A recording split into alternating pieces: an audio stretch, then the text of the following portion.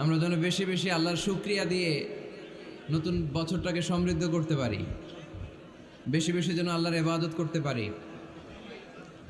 নতুন বছরে আমরা শপথ নেই, আমরা যেন অন্তরে হিংসা লালন না করি, বিদ্বেষ লালন না করি, আমরা নিজেরা নিজেরা যেন কাদা ছোড়াছুরি না করি, আমরা যেন মিলেমিশে একসাথে একাকার হয়ে যাই। আল্লাহ তুমি কবুল করো, আমরা পড়ি আমিন। 60টা জিনিস মানুষ মরে যাওয়ার পরে তার কবরে পৌঁছতে থাকে। ইন্না মিম্মা ইয়ালহাকুল মুমিন মিন হাসানাতিহি বা'দা মাউতিহি। মানুষ মরে যাওয়ার পরেও যে 60টা জিনিস তার কবরে পৌঁছায় তার মধ্যে একটা হচ্ছে মসজিদান বানাহু। সে যে মসজিদ বানিয়ে গিয়েছে ওই মসজিদের সওয়াব। সুবহানাল্লাহ পড়েন। আপনি টাকা দিয়ে মসজিদ বানিয়ে দিলেন, ওই মসজিদে মুসল্লিরা নামাজ পড়ে, রোজাদাররা এসে ওখানে ইফতার খায়, তাহাজ্জুদকারীরা তাহাজ্জুদ পড়ে, কিন্তু তাদের সওয়াবের একটা পার্সেন্টেজ সওয়াব যে ব্যক্তি মসজিদ বানালো তার আমলনামে আল্লাহ ঢুকিয়ে দেয়। সুবহানাল্লাহ বলতে পারলেন না?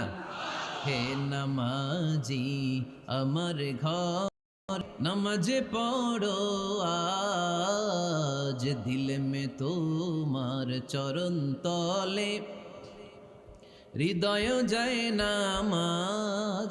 হে নামাজি আমার ঘরে, নামাজে আজ, দিল মে তোমার চরণ তলে, হৃদয় যায় নামাজ। পড়েন আল্লাহু আকবার। কি সুন্দর লিখেছেন কাজী নজরুল ইসলাম। কাজী নজরুল ইসলাম খুব সুন্দর করে বলেছেন, পাশে আমায় কবর দিও ভাই, ঠিক কিনা? মসজিদেরই পাশে আমায় কবর দিও ভাই, যেন গোরে হতে মুয়াজ্জিনের আযান শুনতে পাই।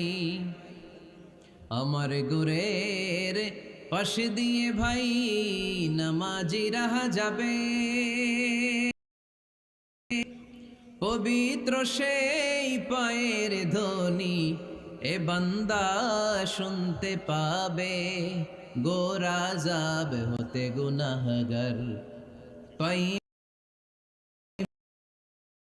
হাই, মসজিদেরই পাশে আমায় কবর দিও ভাই। কত মানুষ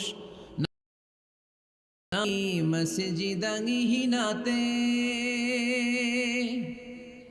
আল্লাহর নামের জিকির করে লুকিয়ে গভীর, আমি তাদের সাথে ওই আল্লাহর নাম জপতে চাই, আল্লাহর নাম চাই। পড়েন সবাই, মসজিদেরই পাশে আমায় দিও ভাই, যেন গোরে হতেও মুয়াজ্জিনের আযান শুনতে পাই।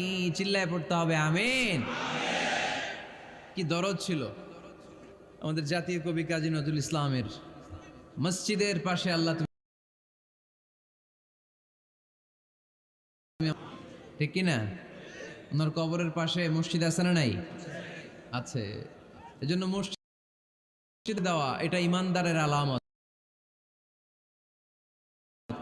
আর মসজিদকে ঘৃণা করা এটা মুনাফিকের আলামত। এজন্য আমরা যেন আমাদের হৃদয়টাকে মসজিদের সাথে জুড়ে দেই, মসজিদের সাথে যেন সুসম্পর্ক থাকে। মসজিদ সবার, মসজিদ নিয়ে দলাদলি নাই। দলাদলি আছে অনেক জায়গায়। হানাফি মসজিদ কোনো কথা নাই, আহলে হাদিস মসজিদ বলে কোনো কথা নেই। মসজিদ সবার। ছোট্ট খাট্ট বিষয় নিয়ে মসজিদে মারামারি, একজন হাত তোলে আরেকজন তোলে না, কিলাকিলি আছে না নাই? আমিন আরেকজন আসতে আমিন, মারামারি আছে না নাই? এগুলো কি মারামারি করার কোনো বিষয়? কথা বলেন। সালাতে ফরজ আছে, ওয়াজিব আছে, সুন্নাহ আছে। খেয়াল করে বুঝবেন, ফরজ যদি নষ্ট হয় সালাত ভঙ্গ হয়। You have to repeat your সালাত। নষ্ট হলে সালাত ভঙ্গ হয় না, নতুন করে পড়া লাগে না। আর সুন্নাহ নষ্ট হলে নামাজ নষ্টও হয় না, নতুন করে পড়াও লাগে না, সৌ সেজদাও লাগে না, নামাজ আদায় হয়ে যায়। সুন্নাহ নষ্ট হলে এই যে হাত তোলা না তোলা এটা সুন্নাহ, আমিন জোরে বলা না বলা এটা কি সুন্নাহ, যেটা কোনো কারণে কেউ না করলেও তার নামাজ কবুল করে নিবে কে? আর এই সব সুন্নত লই আমগো দেশে গিলাগিলি। মৌলভীবাজারে মাশাআল্লাহ এগুলা নাই, এখানেও আছে।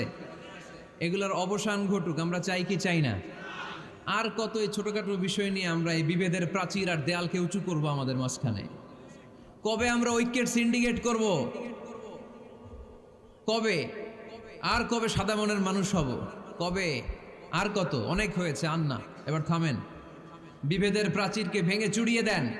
ঐক্যের এমন সিন্ডিকেট করতে হবে যাতে কোনো অপশক্তি এই ঐক্যকে ভাঙতে না পারে, বানচাল করতে না পারে। চিল্লায় বলেন ঠিক কিনা? এজন্য মিউচুয়াল রেসপেক্টের দরকার, পারস্পরিক শ্রদ্ধাবোধ সব ক্ষেত্রে, রাজনীতিতে, সামাজিক অ্যাক্টিভিটিসে আমাদের আলেম ওলামাদের মধ্যে পারস্পরিক শ্রদ্ধাবোধের দরকার, মিউচুয়াল রেসপেক্ট। কেউ কাউরে রেসপেক্ট করে না, আমি যেটা বুঝছি এটাই সব, বাকি সব হারাম, এরকম বলে না অনেকে? এরকম যেন না করি। তাহলে মসজিদ সবার, মসজিদ আল্লাহর হাবিব সাল্লাল্লাহু আলাইহি ওয়াসাল্লাম খ্রিস্টানদেরকে মসজিদে ঢুকতে দিয়েছেন, আর আমরা মুসলমান ভাইয়ের জন্য মসজিদে তালা ঝুলাই দেই, আছে না নাই? আল্লাহর হাবিব সাল্লাল্লাহু আলাইহি ওয়াসাল্লাম কোথাও গেলেই প্রথমে মসজিদ বানাতেন। কি বানাতেন? মসজিদ বানাতেন। মক্কা থেকে হিজরত করে মদিনায় আসলেন, কোবায় থাকলেন কয়েক সপ্তাহ। কোবা পল্লীতে তিনি মসজিদ বানালেন, মসজিদ কোবা। ওখানে প্রতি শনিবার কেউ যদি অজু করে ওখানে যে 2 রাকাত নামাজ পড়ে, একটা কবুল ওমরার সওয়াব আল্লাহ তাআলা তার আমলনামায় দিয়ে দেয়। মসজিদে কোবা বানালেন। তারপরে মদিনায় এসে মসজিদে নববী বানালেন আল্লাহর হাবিব সাল্লাল্লাহু আলাইহি ওয়াসাল্লাম, মসজিদে নববী। এটা ছিল আল্লাহ রাসূল সাল্লাল্লাহু আলাইহি ওয়াসাল্লামের বৈশিষ্ট্য। কোথাও গেলেই তিনি মসজিদ বানাতেন, মসজিদে নববী।